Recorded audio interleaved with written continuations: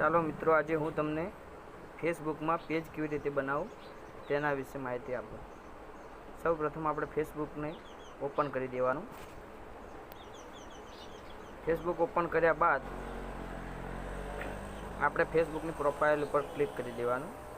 ત્યારબાદ આપણે આ પેજ નામનું જે ઓપ્શન દેખાય છે તેના ઉપર ટિક કરી દેવાનું. પેજ બનાવવા માટે ડાયરેક્ટ પેજ ઉપર પેજ નહીં બનાવી દેવાનું. આ પેજ ઉપર સેટિંગ ઉપર ટિક કરી દેવાનું. પેજ નામનું ઓપ્શન છે એના ઉપર. પછી તમારે અહીંયા ક્રિએટ પેજ ઉપર ક્લિક કરવાનું. આ ટાઈપનું ઓપ્શન આવશે, get started, create your page is space where people can you public connect with their business, personal, brand of organize. તમારે જે ટાઈપનું પેજ બનાવવું છે એ ટાઈપનું તમારે આને નામ આપી દેવાનું. આ ટાઈપનું ગેટ સ્ટાર્ટ કરશો એટલે પેજનું નામ જે રીતનું તમારે પેજ બનાવવું છે એ રીતનું નામ આપી દેવાનું. આપણે ટેકનિકલ પેજ બનાવીએ, બરાબર. ટેકનિકલ નામનું પેજ બનાવીશું. આ નામનું ઓલરેડી પેજ છે એટલે મેચ નથી થતું, બરાબર.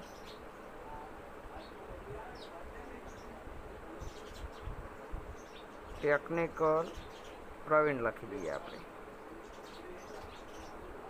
આ ટાઈપનું આપણે પેજ બનાવી દઈએ. ચાલો, પેજનું નામ, કેટેગરી સિલેક્ટ કરવાની. હવે આપણે પેજમાં શું અપલોડ કરવાનું છે, વ્લોગ અપલોડ કરવાના છે, કોઈ ટેકનિક છે, એટલે આપણે એ ટાઈપનું અહીંયા નામ આપી દેવાનું.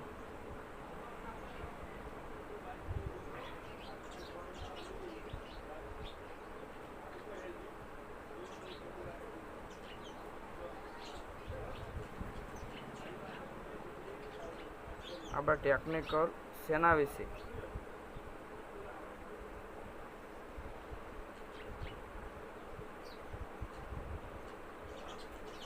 ગમે તે આપણે જેના વિશે બનાવવાનું એના વિશે આપણે નામ આપી દેવાનું. આપણે કોમ્પ્યુટર ટ્રેનિંગ સ્કૂલ વિશેનું, બરાબર.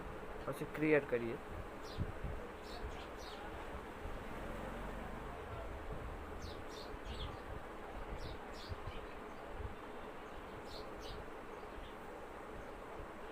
અહીંયા આપણે બે ઓપ્શન આવશે. શેના વિશે બનાવવું છે? પ્રમોટ યોર પ્રોડક્ટ વેચવા માટે બનાવવું છે, યા કોઈ કન્ટેન્ટ નાખવા પડે તો આપણે કન્ટેન્ટ ઉપર ક્લિક કરી દેવાનું. પછી કન્ટિન્યુ આપવાનું. ટેકનિકલનું નામનું આવી ગયું.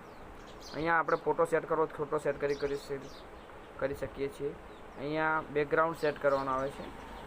આપણે આ બેકગ્રાઉન્ડ કોઈ સેટિંગ કરવું નથી, બરાબર. અહીંયા આગળ નેક્સ્ટ કરીએ. અહીંયા આપણે આપણા ફ્રેન્ડોને ઇન્વાઇટ કરવા હોય તો ઇન્વાઇટ પણ કરી શકીએ છીએ. આપણે ઇન્વાઇટ નથી કરવા, બરાબર. ડાયરેક્ટ પેજ જ બનાવી નાખીએ. પેજ બની ગયું છે અને પેજ ઉપર જ આપણે ડાયરેક્ટ આપણે પેજ ઉપર લઈ જઈ રહી છે. આપણે આ નામનું પેજ બની ગયું, બરાબર. નેક્સ્ટ આપી દેવાનું. પછી પેજ બની ગયું.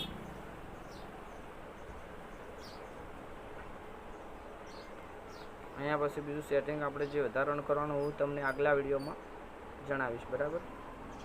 જે સેટિંગ કરવાનું છે એ આપણે આગલા વિડીયોમાં તમને જણાવીશ. પોસ્ટ ક્યાંથી મૂકવી, પોસ્ટને કેવી રીતે વાયરલ કરવી, એના વિશે હું માહિતી આગલા વિડીયોમાં તમને જણાવીશ.